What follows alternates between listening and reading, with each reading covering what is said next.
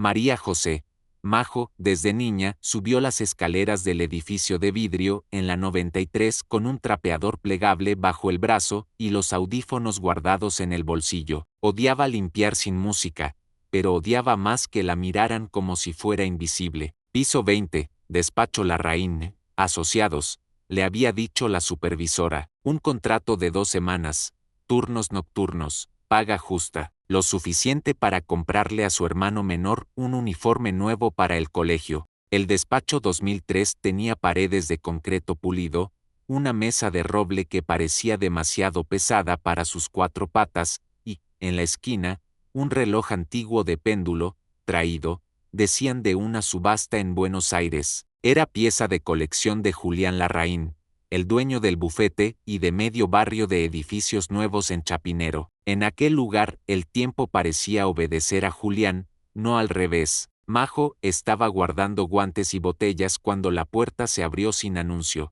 Entró él, traje azul sin una arruga, la mandíbula apretada, esas manos que no pedían permiso para señalar. Detrás, una mujer de tacones filosos, abrigo de alpaca clara y voz de hoja de papel, Camila Andrade, socia, en los negocios, y, según las revistas, en la vida del hombre más buscado por los alcaldes y más envidiado por las columnas sociales. Tú, dijo Julián, mirándola como quien decide si un vaso se queda en la repisa o va a la basura. Necesito que el despacho quede impecable en media hora. Ya iba a terminar, señor, respondió Majo, midiendo el tono. Solo me falta el vidrio del ventanal. Camila no la miró. Tenía el teléfono en la mano y hablaba en susurros a alguien guardado en la pantalla. Cuando colgó, le regaló a Majo un vistazo fugaz, una sonrisa sin dientes. Julián, amor, tenemos que hablar, dijo Camila,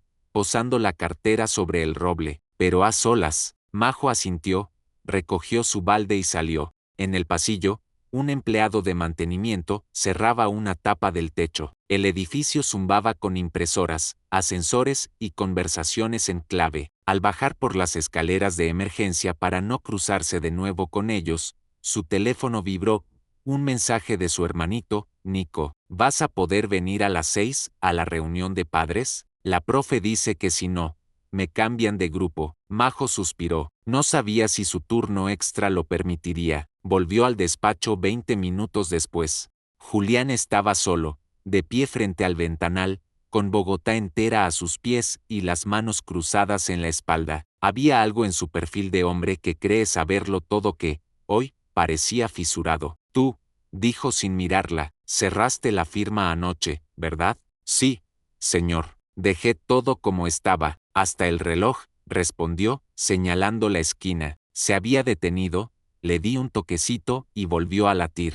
Ese reloj, dijo Julián, y le tembló apenas la comisura, fue de mi padre, solo yo tengo la llave, o eso creía. Majo frunció el ceño, no había tocado ninguna llave, solo un toque al vidrio, como quien despierta a un gato viejo. Julián se giró y dejó sobre la mesa una carpeta negra. Te di 24 horas, dijo, cada sílaba como una moneda cayendo. O firmas y aceptas el traslado a nuestra sede de Medellín con un sueldo 3 veces mayor, o presentas la denuncia por irregularidades que a ti, no sé cómo, se te ocurrió ver en nuestros balances. Nadie te enseñó a cerrar cajas fuertes, pero supiste contar mejor que mis contadores. Majo sintió el calor subirle al cuello. No era una amenaza, era una invitación maquillada. Había encontrado, la noche anterior, una carpeta mal archivada con retenciones duplicadas y pagos a una empresa fantasma. Lo reportó a su supervisora de limpieza, vieja amiga de una secretaria, y la bolita de nieve creció hasta aterrizar en la mesa de Julián. Él la llamó, no gritó. Fue peor, le prometió futuro, casa propia, salud para Nico. Tienes 24 horas. No estoy inventando, dijo Majo, manteniéndole la mirada, y no sé cerrar cajas fuertes, solo sé limpiar, y ver lo que otros no quieren ver. Lo sé, murmuró él, casi para sí. Por eso te doy exactamente hasta mañana, a esta hora. Iba a recoger el balde cuando el reloj resopló, como si una garganta se despejara. El péndulo golpeó 2 veces, y un sonido sordo, metálico, vino desde adentro. Un clic. Julián tensó los hombros. Majo se acercó con cuidado.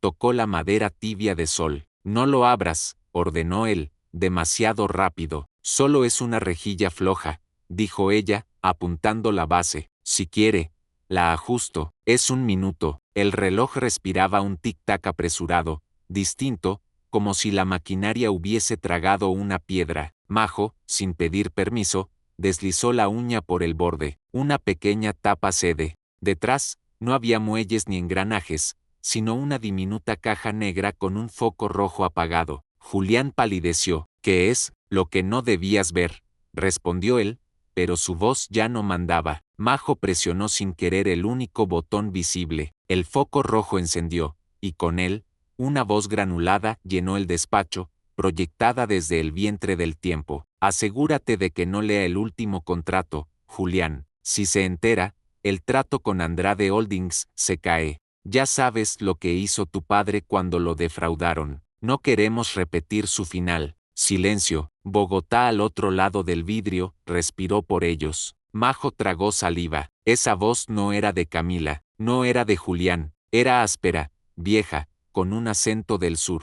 El foco parpadeó una vez y otra, como un corazón enfermo. ¿De quién es esa voz?, preguntó Majo. Julián se acercó al reloj como si fuera una foto de familia prendida a fuego. Sus dedos rozaron la madera con una ternura que le sobraba en todo lo demás. De mi madre, dijo, y fue un cuchillo mal guardado. Y eso, no puede ser, murió hace 10 años. El foco rojo volvió a parpadear y la misma voz continuó, pero ahora dulce, empapada de pena. Si decides contarle la verdad, te perdono, pero si eliges el dinero, no eres mi hijo. El reloj marcó las 11:22 con una puntualidad cruel. Majo sintió que las 24 horas de ultimátum acababan de transformarse en otra cosa, un reloj de arena dado vuelta, no sobre ella, sino sobre él. Señor Larraín, susurró. ¿Qué verdad? Él cerró los ojos un segundo, respiró por la nariz, se aferró al borde de la mesa como alguien que se salva de caer por centímetros. La que nadie debía volver a escuchar, dijo, la que enterré con ella, y no vas a creer lo que pasó después. Julián no dijo nada más. Se apartó del reloj como si ese objeto de madera pudiera morderlo, y caminó hasta el ventanal. Afuera, la ciudad seguía igual. Buses atascados, gente apurada, una vida que no se detenía aunque dentro de ese despacho algo hubiera explotado sin ruido. Majo, sin saber si debía hablar o irse, sostuvo el balde contra el pecho. Por primera vez, el hombre que imponía miedo parecía humano, vulnerable, casi roto. ¿Qué quiso decir?, preguntó ella con voz baja. ¿Qué verdad enterró con su madre? Julián giró lentamente, tenía los ojos vidriosos, como si cargara con una historia que pesaba demasiado para un solo cuerpo. Mi madre sabía lo del fraude. No era de mi padre, era mío. Su voz se quebró. Yo desvié fondos del fideicomiso que él dejó para los empleados antiguos. Pensé que nadie lo notaría, pero ella siempre lo notó todo. Majo sintió un nudo en el estómago. Él hablaba como si cada palabra le arrancara un pedazo de aire. Y cuando ella se enteró, me dio 24 horas para decidir, continuó, igual que ahora. ¿24 horas para qué? Para confesar, para devolver lo robado. No lo hice. Esa misma noche, ella se detuvo. Dicen que fue un accidente doméstico. Yo no estuve ahí, pero desde entonces, cada vez que miro ese reloj, juro que la escucho. El silencio pesó tanto que ni el tic-tac se atrevió a sonar por un segundo. Majo dio un paso al frente. En sus manos todavía temblaban gotas de jabón. Y por eso, escondió esa grabadora dentro del reloj, dijo ella, porque era el único lugar donde nadie se atrevería a buscar, excepto tú. Él la observó con una mezcla de desdén y gratitud. No sabía cuál pesaba más. ¿Qué vas a hacer con esto, María José?, preguntó. No lo sé, pero si su madre aún tiene voz, tal vez es porque usted todavía puede elegir distinto. Las palabras lo golpearon más fuerte que cualquier denuncia. Julián caminó hasta el reloj, abrió el compartimiento y tomó la pequeña caja negra. No entiendes, si esto sale a la luz, no solo caeré yo. Hay contratos, inversionistas, familias, gente como mi hermano, lo interrumpió ella, que confía en que los poderosos no les quiten lo poco que tienen. Él la miró de nuevo. Algo se movió en sus ojos, una grieta diminuta pero visible. Te dije que tenías 24 horas, dijo finalmente, pero quizás, las que necesito soy yo. Majo asintió. Entonces que el reloj corra, señor Larraín, pero no para comprar tiempo, sino para ganarse el perdón. Y sin más, se marchó. Esa noche, Julián no durmió. La grabación seguía repitiéndose en su cabeza, las palabras de su madre, las de Majo, el sonido del péndulo marcando su culpa. Buscó la llave del reloj, pero no la encontró. En su lugar, encontró una nota vieja, escrita con tinta azul: el tiempo no se compra, solo se honra. A la mañana siguiente, Majo recibió una llamada de un número desconocido. Señorita María José Ramírez, dijo una voz masculina, habla el licenciado Vergara. Soy el nuevo interventor temporal del bufete Larraín Asociados. El señor Larraín solicitó una auditoría interna inmediata y pidió que usted colaborara como testigo. Majo se quedó en silencio, sin entender. ¿Él lo pidió? Sí, personalmente. Dijo que usted fue quien le recordó por qué empezó todo. El corazón le latió tan fuerte que casi no pudo responder.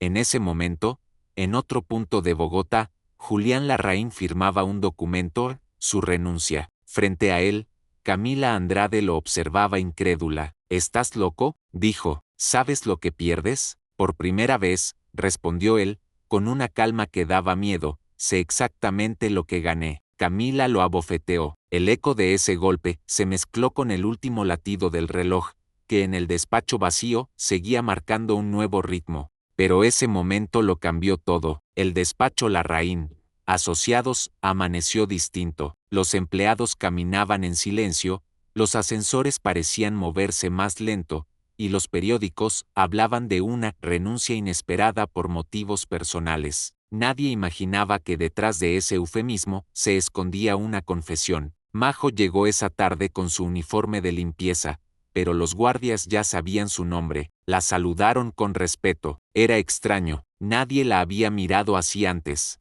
En recepción, una mujer del área legal le entregó una carpeta sellada. El señor Larraín pidió que usted firmara la recepción, dijo. Majo dudó, pero lo hizo. Dentro, había un sobre con su nombre y una carta escrita a mano. María José, a veces, la verdad no limpia lo que ensucia el dinero, pero al menos deja que uno se vea en el espejo. Te dejo esto, no como pago, sino como reparación. Julián, junto a la carta, había una transferencia, un monto suficiente para pagar todas las deudas del hospital donde trataban a Nico. Majo sintió que el corazón le latía en las sienes. No era una limosna, era un acto de redención. Mientras tanto, en una oficina al norte de la ciudad, Camila Andrade bebía café frente al ventanal, con un cigarro entre los dedos. Tenía los ojos fijos en un documento de traspaso de acciones. El bufete había pasado al control de un nuevo consorcio, y su nombre ya no figuraba como socia. Lo destruiste todo por una limpiadora, escupió, recordando las últimas palabras de Julián. Lo reconstruí sin ti, le había respondido él antes de irse. Desde entonces, no volvió a saber de él. Pero Camila no era mujer de aceptar derrotas. Si Julián quería limpiar su apellido, ella sabría cómo ensuciarlo de nuevo. En otro extremo de Bogotá, Julián había regresado a la vieja casa familiar en el barrio Usaquén. Entre muebles cubiertos y retratos descoloridos, encontró el taller donde su padre arreglaba relojes. Decenas de mecanismos se detenían en la misma hora, las 11:22. Siempre se detenían cuando algo importante pasaba, recordaba su madre. Colocó la grabadora del despacho sobre la mesa y presionó play una vez más. La voz de su madre volvió, pero al final había una frase que no había escuchado antes. Si algún día escuchas esto, significa que decidiste el silencio. Pero recuerda, hijo, incluso el silencio tiene eco. Julián cerró los ojos. Por primera vez, no sintió culpa, sino dirección. A la semana siguiente, Majo recibió otra llamada. «Señorita Ramírez, habla Julián Larraín». Ella no respondió de inmediato. No pensé que volvería a llamarme. No tenía motivos, hasta ahora. Estoy en la vieja casa de mi madre. Voy a vender todo para devolver lo que tomé, pero hay algo que quisiera entregarle en persona. Majo dudó, pero aceptó. Cuando llegó, la tarde estaba anaranjada, y el sonido de los pájaros se mezclaba con el de un reloj restaurado. Julián estaba sin traje, en camisa y con las manos manchadas de grasa. Nunca lo imaginé así, dijo Majo. Usted, reparando cosas. Ni yo, respondió con una sonrisa cansada. Pero a veces hay que desarmar todo para entender cómo se rompe. Le entregó un pequeño paquete envuelto en tela. Dentro, había un reloj de bolsillo antiguo, igual al del despacho, pero con una inscripción grabada: el tiempo que se da, no se pierde. Era de mi madre, explicó. Quiero que sea tuyo. No puedo aceptarlo. Si puedes, dijo él con firmeza, porque me recordaste que el tiempo no se compra, se honra. Los ojos de Majo se humedecieron. ¿Qué va a hacer ahora? No lo sé, pero por primera vez, quiero tener tiempo para no correr detrás del dinero. Ambos se quedaron en silencio. Afuera, el sol se hundía lento sobre las montañas, y por primera vez en mucho tiempo, Julián sintió que el reloj de su vida volvía a marcar una hora limpia. Pero mientras eso ocurría, en un despacho oscuro del centro, Camila hablaba por teléfono con un periodista. Tengo pruebas de un lavado de dinero, y el nuevo héroe moral de Bogotá no es tan inocente como parece. El reloj de pared marcó las 11:22. Otra vez, y lo que ella dijo a continuación dejó a todos sin palabras. Sí,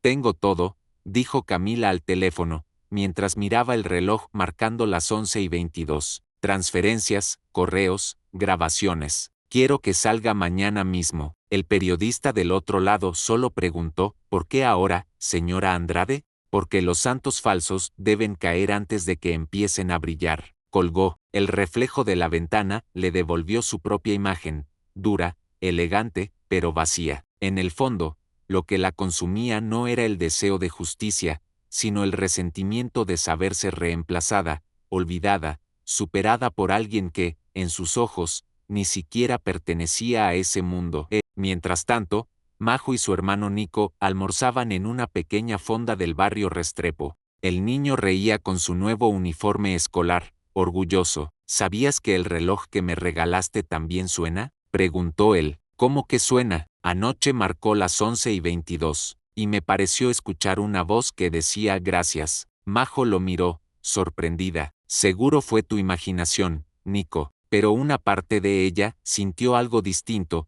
como si el espíritu de aquella madre, la que había perdonado a su hijo incluso después de la muerte, ahora descansara. Esa misma noche, las noticias explotaron: exempresario confiesa desvíos de fondos y dona su fortuna a programas sociales. Julián Larraín aparecía frente a las cámaras, sereno, sin traje, sin corbata. Cometí errores, robé lo que no era mío, pero no quiero esconderme más. Si hay algo que aprendí, es que la verdad, aunque duela, siempre llega a tiempo, declaró. Majo lo vio desde su casa, sintió un nudo en la garganta, no por admiración, sino por una extraña mezcla de orgullo y miedo. Sabía que alguien como Camila no se quedaría quieta, y tenía razón. Al día siguiente, los titulares cambiaron: filtran nuevos audios que contradicen la versión de Julián Larraín. Camila había cumplido su amenaza. Las grabaciones eran parciales,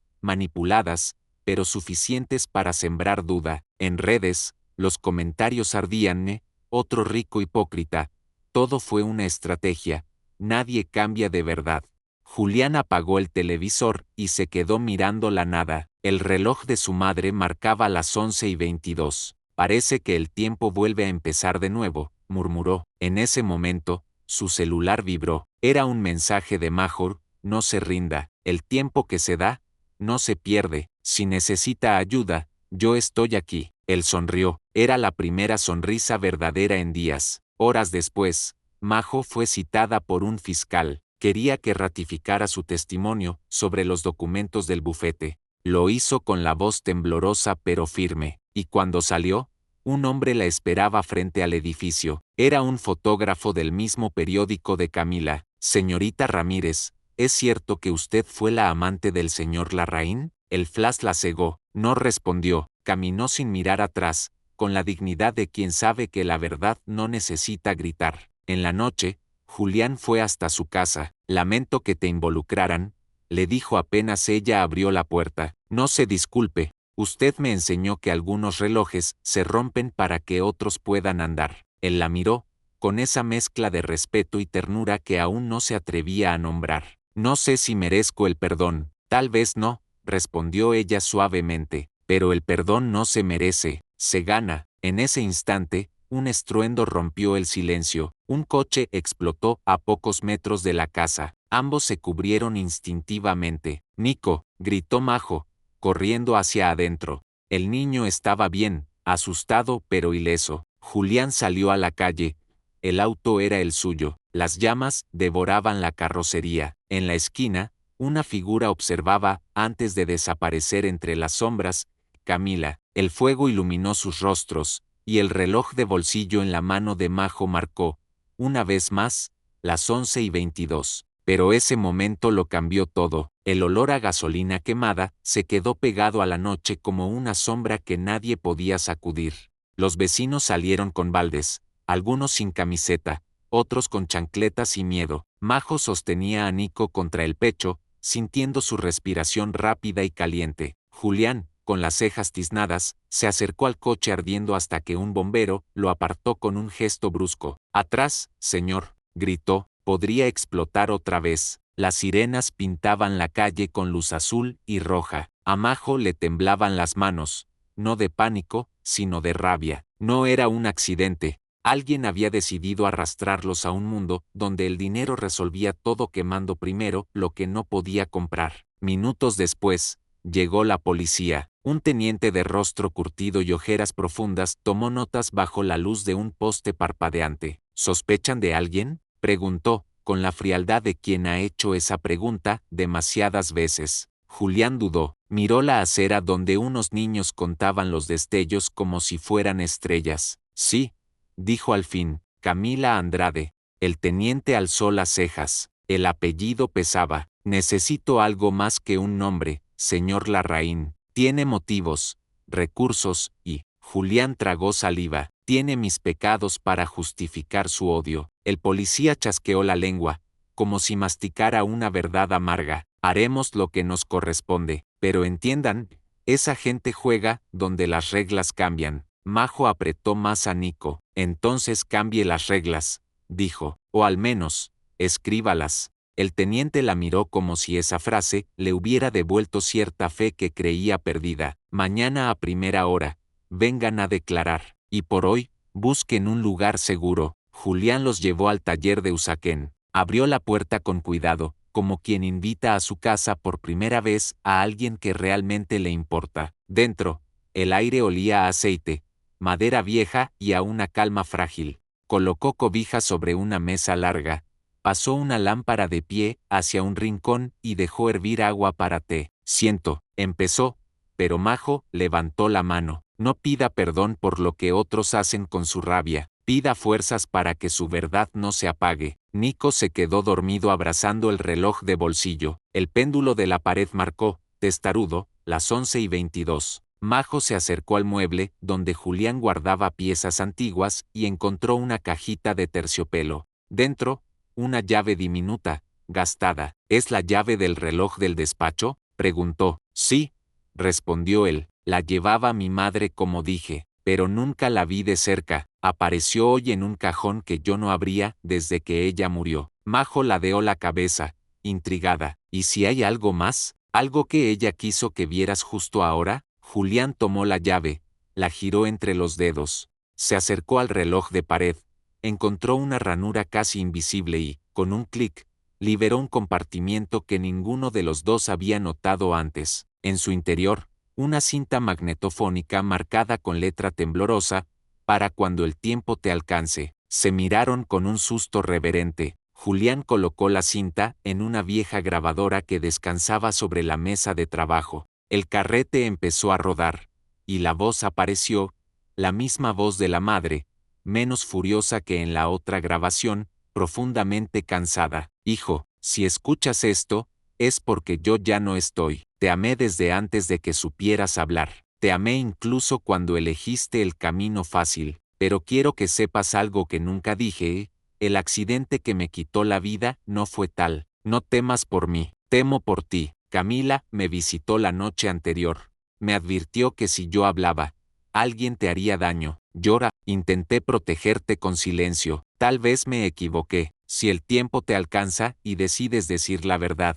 no mires atrás. El amor a veces es empujar a quien amas hacia el precipicio para que aprenda a volar. El carrete se detuvo con un suspiro mecánico. El taller, de pronto, pareció más grande, como si las paredes se hubieran retirado para dejar pasar lo inevitable. La palabra visitó quedó flotando, ácido en la lengua de Julián. Camila, dijo, pero el resto no salió. Majo dio un paso adelante, los ojos ardiéndole. Eso la convierte en algo más que una socia despechada. ¿Y a usted?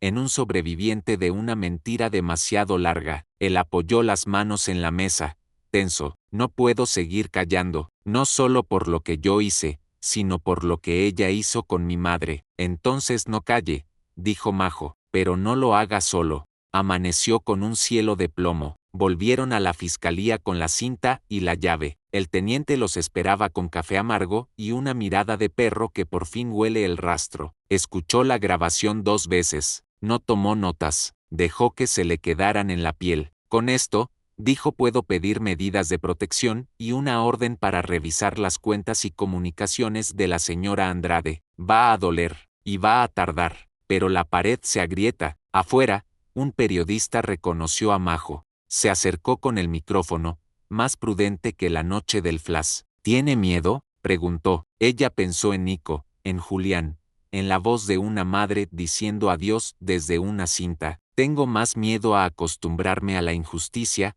respondió. El miedo que no se enfrenta, se muda contigo. La nota corrió. En redes, donde antes ardían insultos, empezaron a aparecer comentarios nuevos. Si esto es cierto, todo cambia. Escuchen la cinta. No somos ingenuos, pero merecemos saberlo todo. El péndulo público, caprichoso, movía el rumor de un lado a otro, y por primera vez parecía inclinarse hacia la verdad. Esa tarde, Camila notó que 3 hombres de civil la esperaban a la salida de su edificio. No vinieron con esposas, vinieron con preguntas, que a veces son más crueles. Ella sonrió como quien entra a un cóctel. ¿Una ronda de café?, dijo. Les encantará mi versión. Mientras tanto, Majo, cansada pero luminosa, caminó con Nico hasta el Transmilenio. El niño sostenía el reloj de bolsillo con cuidado solemne. ¿Por qué siempre marca esa hora?, preguntó. Majo sonrió, triste y alegre a la vez. Porque hay horas que no pasan, hijo, se quedan para que recordemos quiénes somos cuando todo arde. Esa noche, Julián volvió al taller. Lo esperaba el silencio, y, sobre la mesa, un sobre anónimo. No juegues a héroe, te queda poco tiempo. Dentro, una foto borrosa de Majo y Nico saliendo de su casa. La sangre se le heló. Llamó a Majo de inmediato. No me asusto fácil, contestó ella, respirando hondo. Pero esta vez sí, voy para allá. No te quedes sola. Julián ya estaba tomando las llaves, olvidando que el auto era ceniza. Pidió un taxi, miró el reloj de pared. Las manecillas avanzaban como si corrieran loma arriba. Al colgar, el péndulo osciló con un sonido distinto, como una advertencia. Al llegar a la cuadra de Majo, el cielo había descargado una lluvia fina que convertía las luces en tiritas de neón. Vio, a media calle, una camioneta negra sin placas. Del otro lado, la figura de un hombre con capucha, apoyado en el poste frente a la puerta de Majo. Julián sintió el impulso animal de correr, pero el consejo de su madre lo detuvo en seco.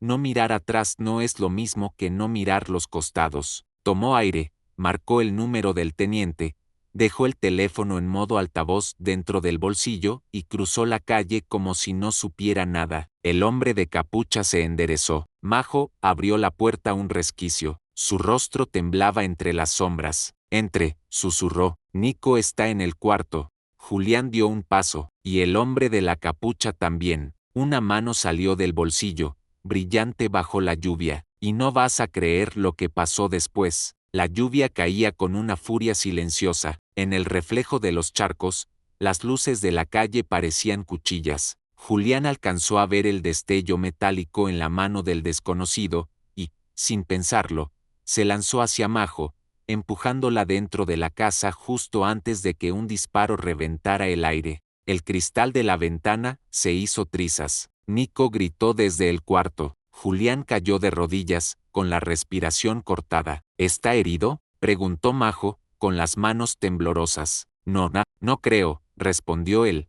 tocándose el costado. Un hilo de sangre corría por su camisa. Otro disparo, esta vez, más cerca. Majo cerró la puerta y corrió hacia el teléfono, pero la línea estaba muerta. Desconectaron el cable, gritó. Busca al niño, yo me encargo. Julián se arrastró hasta la ventana rota. Afuera, la camioneta negra rugía con el motor encendido. El hombre de la capucha se acercaba despacio, protegido por la lluvia. Julián tomó una vieja barra de hierro que estaba junto al sofá y esperó, respirando hondo. El atacante empujó la puerta. La madera cedió con un golpe seco. No hagas esto, dijo Julián con voz firme. No tienes idea de lo que estás provocando. El hombre no respondió. Levantó el arma, pero antes de disparar, una luz azul iluminó la calle. Sirenas. El grito del teniente resonó. Policía, arroja el arma. El hombre dudó, giró hacia el ruido,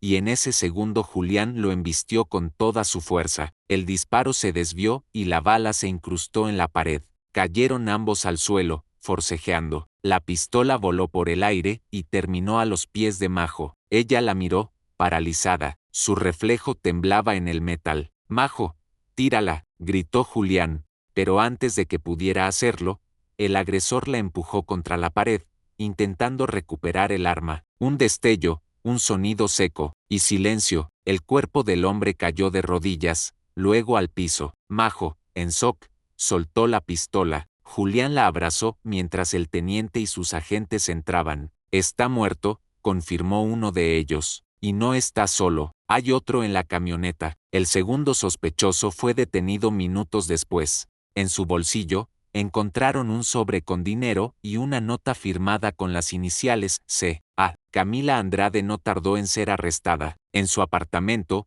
la policía halló grabaciones, documentos falsos y un diario donde detallaba cada paso de su plan para destruir a Julián y a cualquiera que lo ayudara. En una de las páginas, escrita con tinta corrida por lágrimas o rabia, se leía: si no es mío, no será de nadie, ni su reputación, ni su redención. La noticia se extendió por todo el país. Camila Andrade, detenida por intento de homicidio y fraude corporativo. Los canales transmitieron imágenes de su arresto. El rostro altivo, sin maquillaje, sin máscaras. Días después, Majo y Nico se recuperaban en el hospital. Julián los visitaba cada mañana, con un ramo de flores sencillas y una sonrisa discreta. ¿Cómo está el valiente?, preguntó al niño. Dice el doctor que puedo volver a la escuela, respondió Nico, orgulloso. Pero mamá no quiere que me levante tan temprano. Majo rió,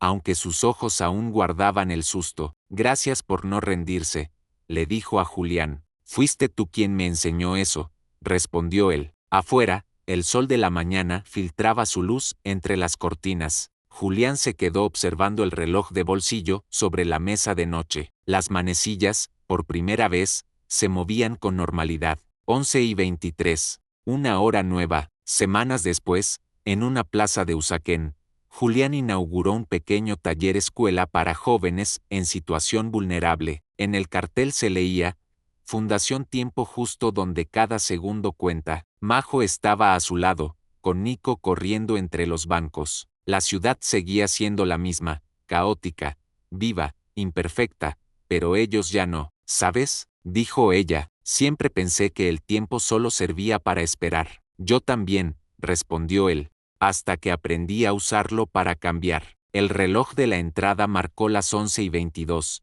pero esta vez, el sonido no fue de advertencia, sino de comienzo, y así, entre el rumor de los árboles y el murmullo de la gente, Bogotá los vio empezar de nuevo. Gracias por ver. Suscríbete, activa la campana y dime si te gustó esta historia.